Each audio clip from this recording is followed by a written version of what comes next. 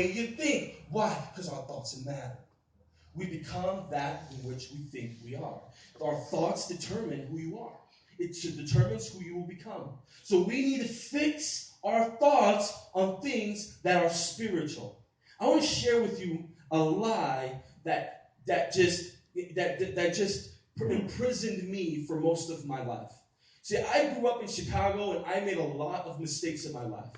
I saw, I experienced things that were not honoring to God. And I understood that, you know what? I fell short. But when I gave my life to Christ and I was made and set free, I just experienced His freedom. But there were thoughts in my mind, lies that God could never use me.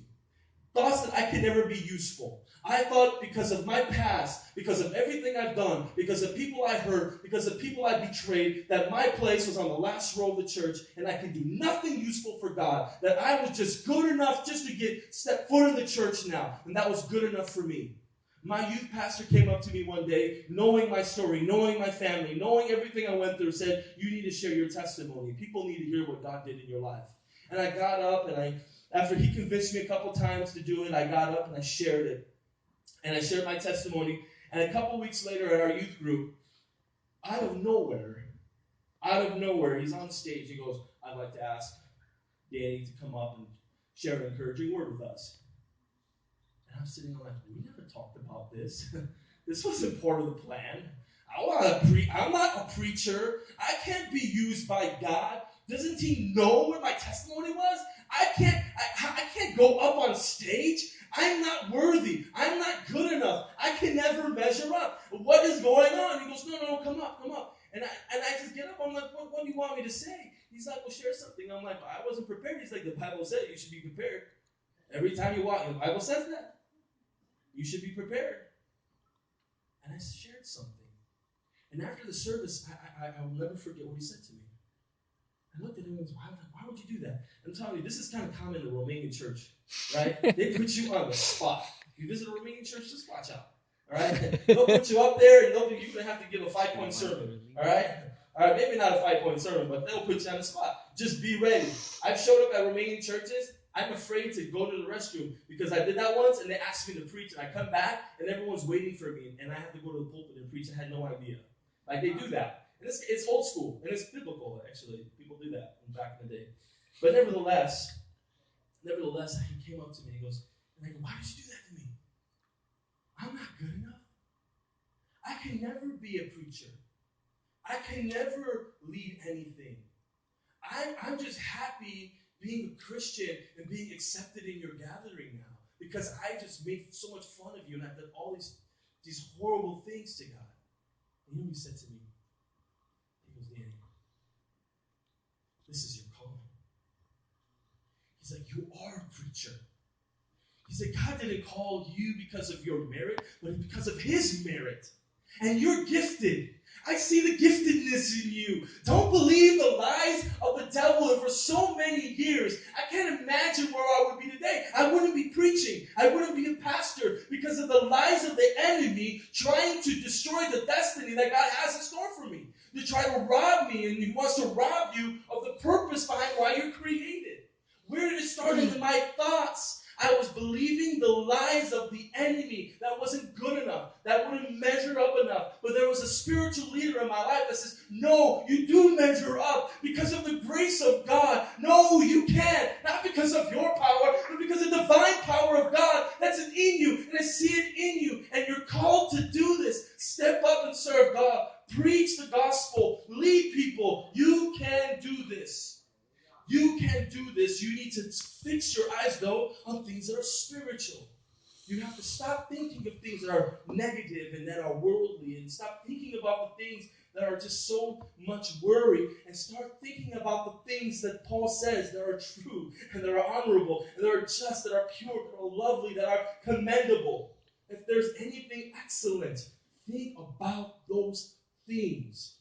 I truly, truly believe that some of you here tonight are just one thought away from changing the course of your life. I was one thought away.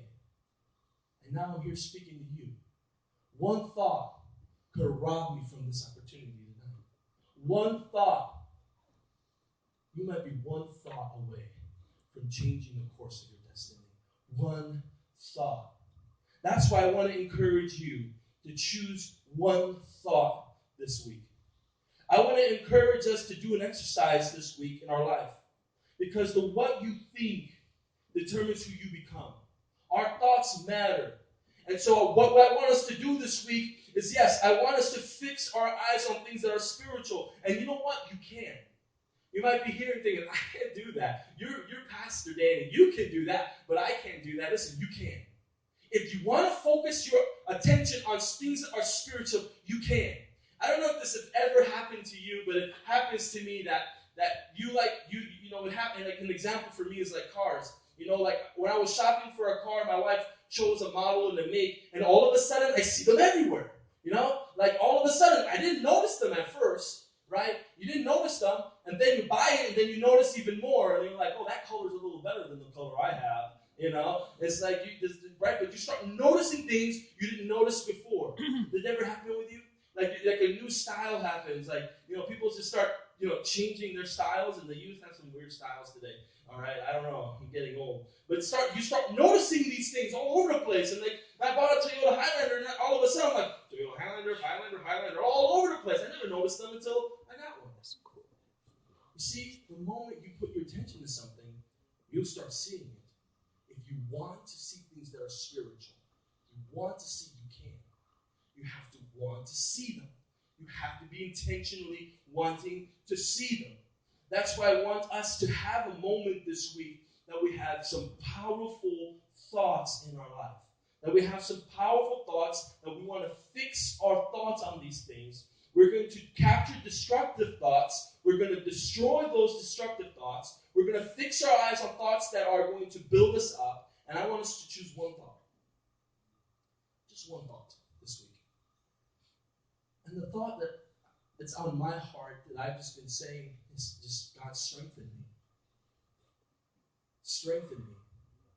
I face a trial, strengthen me, God. A thought that I'm just going to repeat over and over. I'm going to focus on one thought. Last week I told you there's so much power in focusing on one thing. There's so much power on focusing only on one thing. And we saw that the Bible said about focusing on one thing, that there were people who missed out on God's greatest blessings because of one thing. The young rich ruler. There was one thing he couldn't give up, the Bible says, and he left away sad. There was one thing, if he would have focused on, would have changed the course of his whole entire life. One thing. Let's focus on one thing, on one thought. I want to invite the worship team up. Let's have some worship.